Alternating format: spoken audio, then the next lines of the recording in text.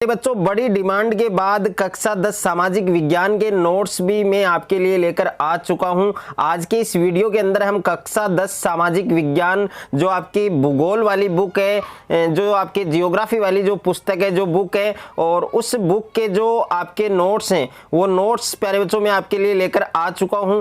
इस वीडियो के अंदर हम कक्षा 10 सामाजिक विज्ञान भूगोल की जो बुक है और उस बुक के अंदर जो प्यारे बच्चों चैप्टर नंबर 1 है आपके, और चैप्टर नंबर 1 है संसाधन एवं विकास। तो इस चैप्टर के जो कंप्लीट जो नोट्स हैं, जो हैंड रिटन नोट्स हैं, जो कलरफुल नोट्स हैं, जो बेस्ट नोट्स हैं, उनकी मुंह दिखाई इस वीडियो के अंदर हम प्यारे बच्चों करने वाले हैं। कंप्लीट जो नोट्स हैं उनका वीडियो आपको देखना है। अगर आपने इस वीडियो को कंप्लीट देख लिया तो इस चैप्टर से आप पूरे मार्क्स हैं वो बोर्ड एग्जाम के अंदर अचीव कर सकते हैं। शानदार नोट्स हैं। अगर आप इन नोट्स को साथ साथ में अपनी नोटबुक में लिखना चाहते हैं, वीडियो को रोक रोक कर, तो साथ साथ में आप लिख सकते हैं। अगर आप इन नोट्स को परचेज करना चाहते हैं तो यहां पर स्क्रीन पर जो नंबर आपको दिए गए हैं, जो कॉन्टेक्ट नंबर आपको दिए गए हैं, इन नंबर से संपर्क करके हमारे द्वारा ये नोट्स हैं प्यारे बच्चों ये आप परचेज कर सकते हैं।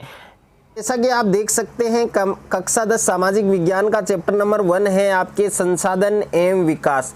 तो इस चैप्टर के कंप्लीट जो नोट्स हैं और इस चैप्टर को हम सरल तरीके से समझने वाले हैं, तो वीडियो को आपको कंप्लीट देखना है। ओके, तो सबसे पहले देख सकते हैं आप जो सबसे पहला जो टॉपिक है चैप्टर के अंदर वो है आपके संसाधन। यानी संसाधन क्या होता है, संसाधन की क्या परिभाषा होती है। तो संसाधन की परिभाषा आपको क्या ध्यान रखनी है कि हमारे पर्यावरण में उपलब्ध वे समस्त पदार्थ या तत्व जो हमारी आवश्यकताओं को पूरा करने में प्रयोग किए जाते हैं और जिनका उपयोग करने के लिए तकनीकी ज्ञान उपलब्ध है, जो आर्थिक रूप से संभाव्य एवं सांस्कृतिक रूप से स्वीकार्य है, उसे हम प्यारे बच्चों क्या कहते हैं, संसाधन कहते हैं। तो संसाधन की जो परिभाषा है जो मैंने लिखाई है, यही परिभाषा आपको याद करनी है। और उसके बाद में देखिए नेक्स्ट है आपके कि संसाधनों का वर्गीकरण। तो संसाधन है उनको हम किस प्रकार से वर्गीकृत करते हैं, किस प्रकार से उनका वर्गीकरण करते हैं। तो यहाँ पर आप देख सकते हैं एक नंबर है आपके उत्पत्ति के आधार पर। तो देखिए उत्पत्ति के आधार पर जो संसाधन है वो आपके दो प्रकार के होते हैं, जैव संसाधन और अजैव संसाधन। और दूसरा है आपके समाप्यता के आधार पर संसाधन का वर्गीकरण। तो समाप्यता के आधार पर संसाधन है वो आपके दो प्रकार के होते हैं, नवीकरण योग्य और अनवीकरण योग्य। और तीसरा है आपके स्वामित्व के आधार पर। तो स्वामित्व के आधार पर जो संसाधन है वो आप देख सकते हैं 4 प्रकार है। एक तो आपके व्यक्तिगत संसाधन है, और एक आपके सामुदायिक संसाधन है, और एक आपके राष्ट्रीय, और एक आपके अंतर्राष्ट्रीय। उसके बाद में 4 नंबर है आपके विकास के स्तर के आधार पर। तो विकास के स्तर के आधार पर जो संसाधन है वो आपके एक तो है संभावित संसाधन, और एक आपके विकसित भंडार, और एक आपके संचित कोष। ओके, और इस प्रकार से आप देख सकते हैं संसाधन का वर्गीकरण। संसाधन है वो आपके 2 प्रकार से हैं, प्राकृतिक और मानवीय। अब देखिए प्राकृतिक को मैंने 2 भागों में बांटा है, एक तो नवीकरण योग्य और एक आपके अनवीकरण योग्य। अब नवीकरण योग्य को भी हमने 2 भागों में बांटा है, एक तो सतत अथवा प्रवाह जैसे पवन और जल, और दूसरा है आपके जैव। अब जैव को हमने 2 भागों में बांटा है यहाँ पर, एक तो प्राकृतिक वनस्पति जैसे वन, और दूसरा है आपके वन्य जीव। और जो अनवीकरण योग्य है इसको भी हमने 2 भागों में बांटा है, एक तो पुनः चक्रीय और एक आपके अचक्रीय। पुनः चक्रीय में जैसे धातु हैं और अचक्रीय में जैसे जीवाश्म ईंधन है। और मानवीय है ये आपके 2 प्रकार का है, एक तो संरचनाएं और संस्थाएं, और दूसरा मात्रा एवं गुणवत्ता। तो ये भी आपको अच्छे से याद रखना है। उसके बाद में देखिए नेक्स्ट जो टॉपिक है वो है आपके संसाधनों के प्रकार। यानी संसाधन है वो आपके कितने प्रकार के होते हैं, तो इसके बारे में हमने पहले अध्ययन कर लिया है। तो सबसे पहले हम बात करेंगे उत्पत्ति के आधार पर संसाधन के प्रकार। तो उत्पत्ति के आधार पर संसाधन है वो आपके 2 प्रकार के होते हैं, एक तो जैव संसाधन और एक अजैव संसाधन। सबसे पहले हम बात करेंगे जैव संसाधन की। तो जैव संसाधन क्या होते हैं, क्या इसके एग्जाम्पल्स हैं। तो देखिए जैव संसाधन की जो परिभाषा है वो आपको क्या याद रखनी है कि वे संसाधन जिनका जैव मंडल में एक निश्चित जीवन चक्र होता है उसे हम क्या कहते हैं प्यारे बच्चों, जैव संसाधन कहते हैं। जैसे वनस्पति है, मनुष्य है, पशु हैं, पक्षी हैं और छोटे जीव हैं, वन्य प्राणी हैं और मछली हैं आदि, ये सब क्या है, ये सब जैव संसाधन हैं। और उसके बाद में दूसरा है आपके अजैव संसाधन। अब देखिए अजैव संसाधन क्या होते हैं, वे सारे संसाधन जो निर्जीव वस्तुओं से बने हैं अजैव संसाधन कहलाते हैं। जैसे लोहा, सोना, कोयला, चट्टानें, ये सब क्या है प्यारे बच्चों, अजैव संसाधन हैं। उसके बाद में हम बात करें नेक्स्ट, समाप्यता के आधार पर संसाधनों का जो वर्गीकरण है, समाप्यता के आधार पर जो संसाधन है वो भी आपके दो प्रकार के होते हैं, एक नवीकरण योग्य संसाधन और एक अनवीकरण योग्य संसाधन। तो सबसे पहले हम बात करें नवीकरण योग्य संसाधन। तो नवीकरण योग्य संसाधन क्या होते हैं, वे समस्त संसाधन जिनको भौतिक, रासायनिक अथवा यांत्रिक प्रक्रियाओं द्वारा नवीकृत या पुनः उत्पन्न किया जा सकता है, उसे हम क्या कहते हैं, नवीकरण योग्य संसाधन कहते हैं। जैसे बात करें एग्जाम्पल, सौर ऊर्जा है और पवन ऊर्जा है और जल है, आपके वन है, कृषि है, ये सब क्या है प्यारे बच्चों, नवीकरण योग्य संसाधन है। और उसके बाद में नेक्स्ट है आपके अनवीकरण योग्य संसाधन। तो अनवीकरण योग्य संसाधन क्या होते हैं कि वे समस्त संसाधन जिनको एक बार उपयोग में लेने के पश्चात पुनः पूर्ति किया जाना संभव नहीं है, उसे हम क्या कहते हैं प्यारे बच्चों, अनवीकरण योग्य संसाधन कहते हैं। जैसे कोयला है, खनिज तेल है और यूरेनियम है और प्राकृतिक गैस है आदि, ये सब क्या है, ये सब अनवीकरण योग्य संसाधन है। उसके बाद में नेक्स्ट है स्वामित्व के आधार पर संसाधन के प्रकार। तो एक तो है आपकी व्यक्तिगत, एक है आपकी सामुदायिक। तो सबसे पहले हम बात करें व्यक्तिगत की, तो व्यक्तिगत संसाधन क्या होते हैं, वे संसाधन जिन पर व्यक्तिगत स्वामित्व होता है उसे हम क्या कहते हैं, व्यक्तिगत संसाधन कहते हैं। जैसे एग्जाम्पल्स हैं, बाग हैं और चारागाह है और कुआं है, तालाब और घर कार आदि, ये सब क्या है, ये व्यक्तिगत संसाधन हैं। उसके बाद में है सामुदायिक संसाधन। यानी सामुदायिक संसाधन क्या होते हैं, तो ऐसे संसाधन जो समुदाय के सभी सदस्यों के लिए समान रूप से उपलब्ध होते हैं, उन्हें हम क्या कहते हैं, सामुदायिक संसाधन कहते हैं। जैसे खेल का मैदान है और चारागाह है और शमशान भूमि, तालाब, ये सब क्या है प्यारे बच्चों, ये सब आपके सामुदायिक संसाधन हैं। तीसरा है आपके राष्ट्रीय संसाधन। अब राष्ट्रीय संसाधन क्या होते हैं, वे सभी संसाधन जिन पर केंद्र अथवा राज्य सरकार का नियंत्रण होता है राष्ट्रीय संसाधन कहलाते हैं। देश की राजनीतिक जो सीमाएं हैं उनके भंडार और समुद्र तट से 12 समुद्री मील दूर तक के क्षेत्र में उपलब्ध खनिज, जल संसाधन, भूमि, वन और वन्य जीव आदि, ये सब क्या है प्यारे बच्चों, ये सब राष्ट्रीय संसाधन हैं। उसके बाद में नेक्स्ट है आपके अंतर्राष्ट्रीय संसाधन। तो अंतर्राष्ट्रीय संसाधन क्या होते हैं, इन संसाधनों को अंतर्राष्ट्रीय संस्थाएं नियंत्रित करते हैं और तट रेखा से 200 किलोमीटर की दूरी यानी अपवर्जक आर्थिक क्षेत्र से परे खुले महासागरीय संसाधनों पर किसी एक देश का अधिकार नहीं होता है। और जिन वर्ड्स को मैंने हाईलाइट किया है वो आपको जरूर याद रखने हैं। तो यहाँ पर देख सकते हैं आप कि भारत के पास अपवर्जक आर्थिक क्षेत्र से दूर हिंद महासागर की तलहटी से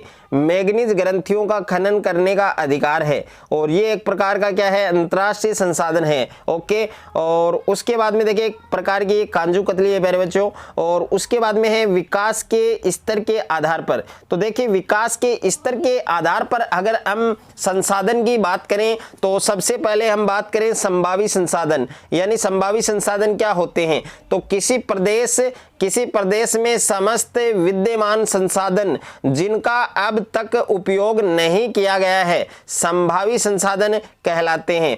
उदाहरण, भारत में पश्चिमी क्षेत्र विशेषकर राजस्थान और गुजरात में सौर व पवन ऊर्जा संसाधनों की अपार संभावना है, परंतु उनका सही ढंग से विकास वो नहीं हुआ है। तो ये सब संभावित संसाधन है। उसके बाद में है विकसित संसाधन। अब देखिए विकसित संसाधन क्या होते हैं, वे समस्त संसाधन जिनका सर्वेक्षण किया जा चुका है और उनके उपयोग की जो गुणवत्ता है और जो मात्रा है उसका निर्धारण किया जा चुका है, विकसित संसाधन कहलाते हैं। जैसे उदाहरण हम बात करें उदाहरण की, तो एक है आपके लोहा, कोयला और मैग्नीज, ये सब क्या हैं आपके, ये सब आपके विकसित संसाधन हैं। उसके बाद में प्यारे बच्चों नेक्स्ट है आपके भंडार। अब देखिए भंडार क्या होते हैं, हमारे पर्यावरण में उपलब्ध वे समस्त पदार्थ जो मानवीय आवश्यकताओं की पूर्ति कर सकते हैं परंतु उपयुक्त प्रौद्योगिकी के अभाव में उसकी पहुंच से बाहर हैं, भंडार में सम्मिलित किए जाते हैं। और उसके बाद में नेक्स्ट है आपके संचित कोष। अब देखिए संचित कोष क्या होता है, तो भंडार का वह हिस्सा माना जाता है जिसे तकनीकी ज्ञान की सहायता से उपयोग में लाया जा सकता है लेकिन जिसका प्रयोग अभी तक आरंभ नहीं किया गया है, संचित कोष कहलाता है। जैसे वन, बांधों में जल आदि, ये सब क्या है प्यारे बच्चों, ये सब आपके संचित कोष हैं। और उसके बाद में है नेक्स्ट संसाधनों का विकास। अब देखिए संसाधन है उनका विकास है वो किस प्रकार से हुआ है, तो मानव ने संसाधनों का अंधाधुंध उपयोग किया जिसे निम्नलिखित समस्याएं पैदा हुई। अब कौन कौन सी समस्याएं पैदा हुई, तो यहाँ पर एक नंबर है आपके कि कुछ व्यक्तियों की लालच से संसाधनों का जो ह्रास है, संसाधनों की जो कमी है वो हुई। और दूसरा पॉइंट है आपके कि कुछ लोगों के हाथ में संसाधन आए और कुछ को नहीं मिले, इससे समाज अमीर गरीब में बंट गया। और तीसरा है आपके पॉइंट कि संसाधनों के शोषण से ओजोन में छिद्र और ग्लोबल वार्मिंग और प्रदूषण जैसी समस्याएं हैं वो उत्पन्न होने लगी। और उसके बाद में नेक्स्ट है आपके सतत पोषणीय विकास। अब देखिए सतत पोषणीय विकास है वो क्या होता है, सतत पोषणीय विकास की अगर हम बात करें तो सतत पोषणीय विकास का अर्थ है कि विकास पर्यावरण को हानि न पहुंचाए और वर्तमान विकास की प्रक्रिया भविष्य की पीढ़ियों की आवश्यकताओं की अवहेलना न करे। ये सब किस में आता है, ये सब आपके सतत पोषणीय विकास में आता है। उसके बाद में प्यारे बच्चों नेक्स्ट जो टॉपिक है वो है रियो डी जेनेरो पृथ्वी सम्मेलन 1992। तो देखिए जून 1992 में 100 से भी अधिक देशों के राष्ट्राध्यक्ष ब्राजील यानी दक्षिण अमेरिका के शहर रियो डी जेनेरो में प्रथम अंतर्राष्ट्रीय पृथ्वी सम्मेलन में एकत्रित हुए। और इस सम्मेलन में भूमंडलीय वन सिद्धांतों पर सहमति हुई और 21वीं शताब्दी में सतत पोषण विकास के लिए एजेंडा 21 को स्वीकृति प्रदान की गई। तो ये आपको ध्यान रखना है। उसके बाद में हम बात करें एजेंडा 21 यानी एजेंडा 21 क्या होता है, तो देखिए जून 1992 में 100 से अधिक देशों के राष्ट्राध्यक्षों का एक सम्मेलन ब्राजील के रियो डी जेनेरो शहर में अंतर्राष्ट्रीय पृथ्वी सम्मेलन के नाम से हुआ। और यहाँ से क्वेश्चन भी आ सकता है, इस सम्मेलन का उद्देश्य क्या था प्यारे बच्चों, विश्व स्तर पर उभरते पर्यावरणीय खतरों को रोकना और सामाजिक आर्थिक समस्याओं का हल ढूंढना था, ये इसका उद्देश्य है। और उसके बाद में है यहाँ पर देखिए उद्देश्य मैंने हेडिंग के रूप में भी लिखाया है कि एजेंडा 21 का मुख्य उद्देश्य समान हितों, पारस्परिक आवश्यकताओं एवं सम्मिलित जिम्मेदारियों के अनुसार विश्व सहयोग के साथ पर्यावरणीय स्थिति, निर्धनता और बीमारियों से निपटना है। उसके बाद में है संसाधन नियोजन। अब देखिए संसाधन नियोजन क्या होता है और इसके सोपान की भी हम बात करेंगे। तो सबसे पहले संसाधन नियोजन होता क्या है, तो देखिए संसाधन नियोजन से तात्पर्य संसाधनों के न्यायसंगत वितरण और उनके विवेकपूर्ण उपयोग से है। अर्थात संसाधनों के विवेकपूर्ण उपयोग के लिए सर्वमान्य रणनीति को हम क्या कहते हैं, संसाधन नियोजन कहते हैं। और इसके सोपान, इसमें निम्नलिखित सोपान होते हैं। यहाँ पर 2 सोपान की हम बात करेंगे। पहला है आपके संसाधन विकास योजनाएं लागू करने के लिए उपयुक्त प्रौद्योगिकी कौशल और संस्थागत नियोजन ढांचा तैयार करना। और दूसरा सोपान है कि संसाधन विकास योजनाओं तथा राष्ट्रीय विकास योजनाओं में समन्वय स्थापित करना। ये सब इसके सोपान हैं। उसके बाद में संसाधन नियोजन की आवश्यकता।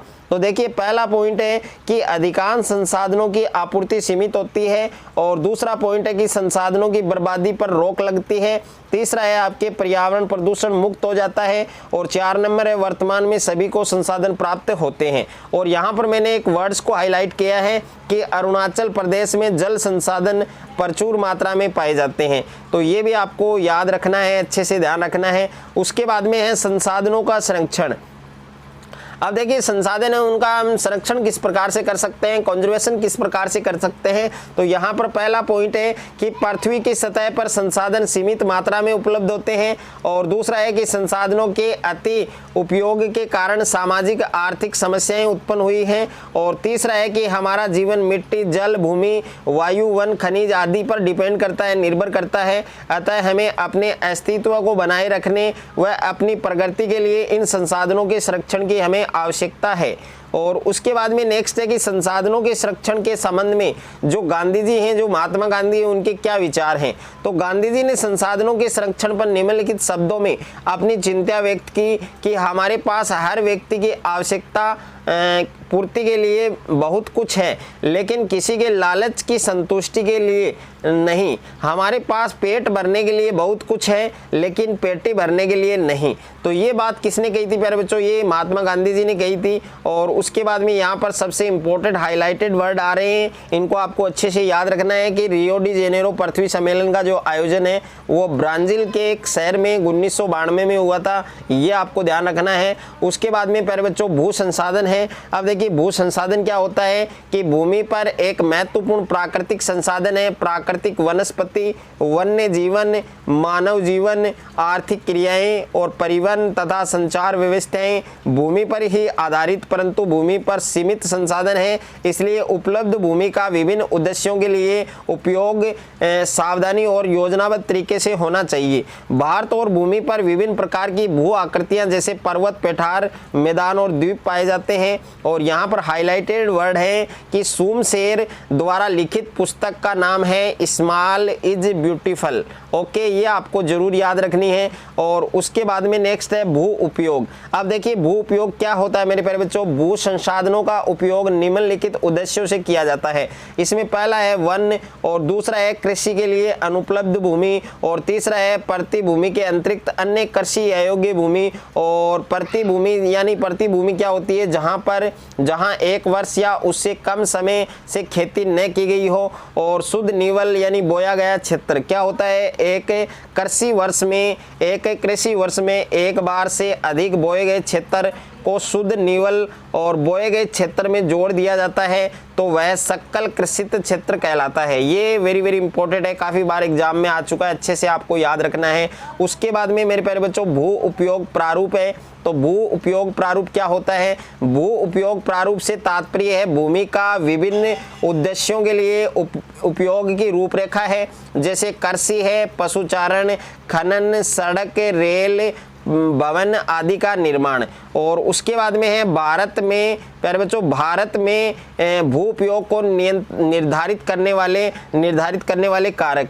तो इसमें पहला कारक है भू आकृति। तो देखिए ऊपरी मृदा की परत वाली चट्टानें भूमि, तीव्र ढाल वाली भूमि, दलदली भूमि आदि कृषि के लिए उपयुक्त नहीं होती हैं। और सेकंड जो कारक है वो है आपकी जलवायु, यानी भारत का दोनों कटिबंधों में विस्तार है। यहाँ उष्ण व शीतोष्ण दोनों प्रकार की जलवायु पाए जाने के कारण वर्ष भर फसलें हैं वो उगाई जाती हैं। तीसरा कारक है आपके मृदा के प्रकार।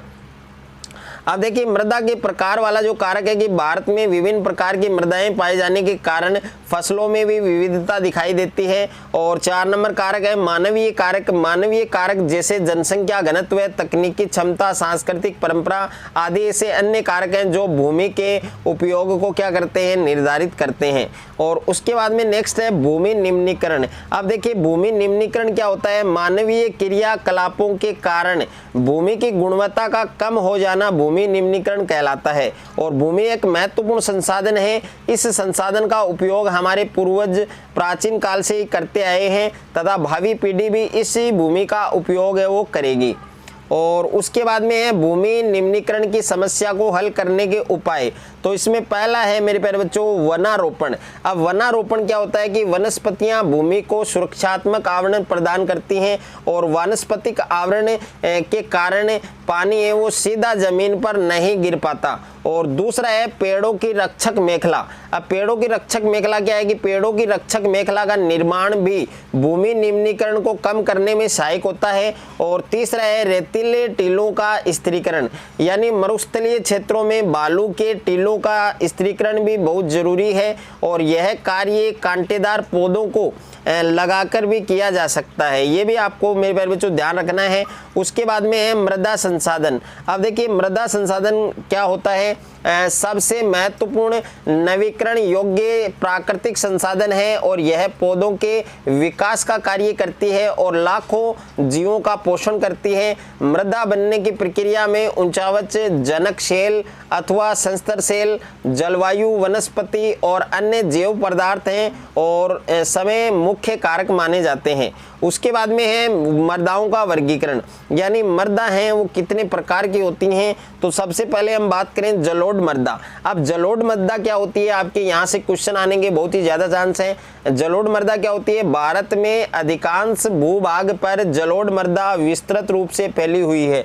अब इस मृदा की विशेषताएं क्या क्या होंगी, इनके क्या क्या गुण होंगे। तो यहाँ पर पहली विशेषता है कि जलोढ़ मृदा है वो सबसे अधिक उपजाऊ और अधिक विस्तार वाली होती है। और दूसरा पॉइंट है, दूसरी विशेषता है कि जलोढ़ मृदा में रेत, सिलट और मृत्तिका के विभिन्न अनुपात पाए जाते हैं। तीसरी विशेषता है कि अधिकतर जलोढ़ मृदाएं पोटास, फास्फोरस और चूना युक्त होती हैं। और नेक्स्ट जो विशेषता है वो है कि जलोढ़ मृदा में पेड़ पौधों का सड़ा गला अंश बहुत अधिक मात्रा में मिलता है। तो ये मेरे प्यारे बच्चों जलोढ़ मृदा होती है। उसके बाद में आयु के आधार पर जलोढ़ मृदा के प्रकार। तो आयु के आधार पर जलोढ़ मृदा है वो आपके दो प्रकार की होती है, एक तो पुराना जलोढ़ जिसको बागर कहते हैं और एक आपके नया जलोढ़ जिसे हम खादर कहते हैं। अब बागर और खादर के बारे में बात करेंगे, काफ़ी बार एग्जाम में यहाँ से क्वेश्चन आता है बागर और खादर में अंतर लिखिए। तो सबसे पहले देखिए खादर के बारे में बात करें, नए जलोढ़ की बात करें तो भारत के वृत्त मैदान के नवीन जलोढ़ को हम क्या कहते हैं, खादर कहते हैं। और यह मैदान का निचला भाग है जहां नदियों की बाढ़ का जल पहुंचता है और यह मृदा अधिक उपजाऊ होती है तथा मृदा गठन में बारीक कणों वाली होती है। उसके बाद में नेक्स्ट है आपके बागर। अब देखिए बागर क्या होता है, भारत के वृत्त मैदान के पुराने जो जलोढ़ हैं उनको बागर कहते हैं और यह मैदान का वह ऊंचा भाग है जहां बाढ़ का जल नहीं पहुंच पाता और यह मृदा अपेक्षाकृत कम उपजाऊ होती है। और उसके बाद में है काली मृदा। अब देखिए काली मृदा क्या होती है, काली मृदा की क्या विशेषताएं होती हैं उनके बारे में भी हम बात करेंगे। तो काली मृदा को रेगर मृदा के नाम से भी जाना जाता है और काली मृदा है कपास की खेती के लिए उपयुक्त समझी जाती है जिस कारण इसे काली कपास के नाम से भी जाना जाता है। और इस प्रकार की मृदा दक्कन पठार बेसाल्ट क्षेत्र के उत्तरी पश्चिमी भागों में पाई जाती है, लाल जनक सेलों से बनी है और ये मृदाएं महाराष्ट्र, सौराष्ट्र, मालवा, मध्य प्रदेश व छत्तीसगढ़ के पठार पर पाई जाती हैं तथा दक्षिण पूर्व दिशा में गोदावरी और कृष्णा नदियों की घाटियों तक फैली हुई है। तो यह आपको ध्यान रखना है। उसके बाद में है काली मृदा की विशेषताएं। देखिए काली मृदा है उसकी क्या क्या विशेषताएं होती हैं। तो इसमें पहली विशेषता है कि काली मृदा का निर्माण अत्यंत बारीक मृत्तिका से होता है और दूसरी विशेषता है मेरे प्यारे बच्चों कि इस मृदा में नमी धारण करने की क्षमता है वो ज़्यादा होती है। तीसरी विशेषता है कि गीली होने पर मृदा है वो चिपचिपी हो जाती है। और नेक्स्ट है कि यह मृदा कपास की खेती के लिए उपयोगी मानी जाती है। और उसके बाद में 5 नंबर विशेषता है कि गर्म व शुष्क मौसम में भी इस मृदा में दरारें हैं वो पड़ जाती हैं। तो इसकी विशेषताएं भी आपको अच्छे से याद रखनी है। उसके बाद में है लाल और पीली मृदा। प्यारे बच्चों लाल और पीली मृदा क्या होती है कि लाल व पीली मृदा का निर्माण प्राचीन रवेदार आग्नेय चट्टानों के अपक्षय के कारण होता है। इन मृदाओं का लाल रंग रवेदार आग्नेय और रूपांतरित चट्टानों में लौह धातु के प्रसार के कारण होता है। इनका पीला रंग इनमें जलयोजन के कारण होता है। और लाल व पीली मृदा के क्षेत्र कौन कौन से हैं? तो ये मृदाएं उड़ीसा, छत्तीसगढ़, मध्य गंगा के मैदान के दक्षिणी हिस्सों व पश्चिमी घाट के पहाड़ी भागों में पाई जाती हैं। उसके बाद में लेटराइट मृदा है। लेटराइट मृदा क्या होती है, इसकी क्या विशेषता होती है? तो लेटराइट मृदा है उच्च तापमान और अत्यधिक वर्षा वाले क्षेत्रों में विकसित होता है और यह भारी वर्षा से अत्यधिक निक्षालन का परिणाम है। अब इसकी विशेषताओं की अगर मैं बात करूं तो इसमें पहली विशेषता है कि इस मृदा का निर्माण अधिक वर्षा के कारण अत्यधिक निक्षालन से होता है। और दूसरी विशेषता है कि इस मृदा में हामुस की मात्रा है वो कम पाई जाती है। तीसरी विशेषता है कि यह मृदा चाय, कॉफ़ी, कांजू की फसल के लिए उपयुक्त है। और उसके बाद में है कि इस मृदा में कृषि करने के लिए खाद और उर्वरकों की पर्याप्त मात्रा डालनी पड़ती है। उसके बाद में है मरुस्थलीय मृदा। ये काफ़ी इंपॉर्टेंट है मेरे प्यारे बच्चों। मरुस्थलीय मृदाओं का रंग लाल और भूरा होता है। ये मृदाएं आमतौर पर रेतीली और लवणीय होती हैं। अब इनकी विशेषताएं हैं। पहली विशेषता है कि इन मृदाओं का जो रंग है वो लाल व भूरा होता है। दूसरी विशेषता है ये मृदाएं आमतौर पर रेतीली व लवणीय होती हैं। तीसरी है कि यह मृदा अनुपजाऊ होती हैं। और 4 नंबर है कि शुष्क जलवायु व वनस्पति की कमी के कारण इस मृदा में जलवाष्पन दर है वो ज़्यादा होती है, अधिक होती है। और उसके बाद में है वन मृदा। अब देखिए वन मृदा क्या होती है? तो वन मृदा के बारे में बात करें तो ये मृदाएं आमतौर पर पहाड़ी और पर्वतीय क्षेत्रों में पाई जाती हैं जहां पर्याप्त वर्षा वन उपलब्ध है। और नदी घाटियों में ये मृदाएं दोमट और सिलटदार होती हैं। अब जिस चीज़ को मैंने हाईलाइट किया वो जरूर पढ़नी है कि सीढ़ीदार सोपानी खेती है वो उत्तराखंड प्रांत में की जाती है। तो सीढ़ीदार सोपानी खेती है वो किस प्रांत में की जाती है? उस प्रांत का नाम है आपके उत्तराखंड। ये आपको जरूर याद रखना है, क्वेश्चन है वो बन सकता है। उसके बाद में है मृदा अपर्दन और संरक्षण। अब देखिए मृदा अपर्दन क्या होता है, उसका जो संरक्षण है उसकी क्या उपाय हो सकते हैं? तो देखिए मृदा अपर्दन के बारे में बात करें तो प्राकृतिक कारकों द्वारा मृदा का कटाव एवं अपर्दन कारकों द्वारा उसका स्थानांतरण मृदा अपर्दन या मृदा क्षरण कहलाता है। और मृदा संरक्षण के उपाय क्या क्या हो सकते हैं? मिट्टी एक आधारभूत प्राकृतिक संसाधन है और यह धरातल पर निवास करने वाले मानव व जंतुओं के जीवन का आधार माना जाता है। और मृदा संरक्षण के लिए निम्नलिखित उपाय किए जा सकते हैं। अब कौन कौन से उपाय हैं? तो सबसे पहले है समोच्च रेखीय जुताई। समोच्च रेखीय जुताई, तो देखिए ढाल वाली कृषि भूमि पर समोच्च रेखाओं के समानांतर हल चलाने से ढाल के साथ जल बहाव की गति घटती है। इसे समोच्च रेखीय जुताई कहा जाता है। 2 नंबर पर है सोपानी कृषि। इसे सीढ़ीदार कृषि भी कहते हैं। इस प्रकार की कृषि में पहाड़ी ढलानों को काटकर कई चौड़ी सीढ़ियां बना दी जाती हैं और ये सीढ़ियां मृदा अपर्दन को रोकती हैं। उसके बाद में देखिए पट्टी कृषि है 3 नंबर पर आपके। इसे पट्टीनुमा कृषि भी कहा जाता है। और इस प्रकार की कृषि में बड़े बड़े खेतों को पट्टियों में बांट दिया जाता है और फसलों के बीच में घास की पट्टियां उगाई जाती है। और 4 नंबर है रक्षक मेखला। रक्षक मेखला क्या होती है? फसलों के बीच में पेड़ों की कतारें लगाना रक्षक मेखला कहलाता है। और इन रक्षक पट्टियों का पश्चिमी भारत में रेत के टीलों के स्थायीकरण में महत्वपूर्ण योगदान रहा। ये सब आपको अच्छे से याद रखना है। और इसी के साथ प्यारे बच्चों आपका जो चैप्टर नंबर 1 है जियोग्राफी सामाजिक विज्ञान का सोशल साइंस का संसाधन वाला जो चैप्टर संसाधन और विकास, तो ये चैप्टर आपकी कंप्लीट हो चुका है मेरे प्यारे बच्चों। और इसी चैप्टर के जो आपके जो नोट्स मैंने बताए हैं बहुत ही शानदार नोट्स हैं। इन नोट्स को पढ़कर आप बोर्ड एग्जाम में एक अच्छा स्कोर कर सकते हैं। अगर आपको ये नोट्स अच्छे लगे, अगर आपको ये वीडियो अच्छा लगे तो वीडियो को आप ज़्यादा से ज़्यादा बच्चों के साथ शेयर करें, ज़्यादा से ज़्यादा वीडियो को लाइक करें। और चैनल पर आप नए हैं तो चैनल को आप सब्सक्राइब कर लीजिए और साथ में नोटिफिकेशन बेल को प्रेस कर लीजिए ताकि कक्षा 10 से रिलेटेड कोई भी वीडियो आपके मिस ना हो। और मिलते हैं चैप्टर नंबर 2 के साथ जल्द ही।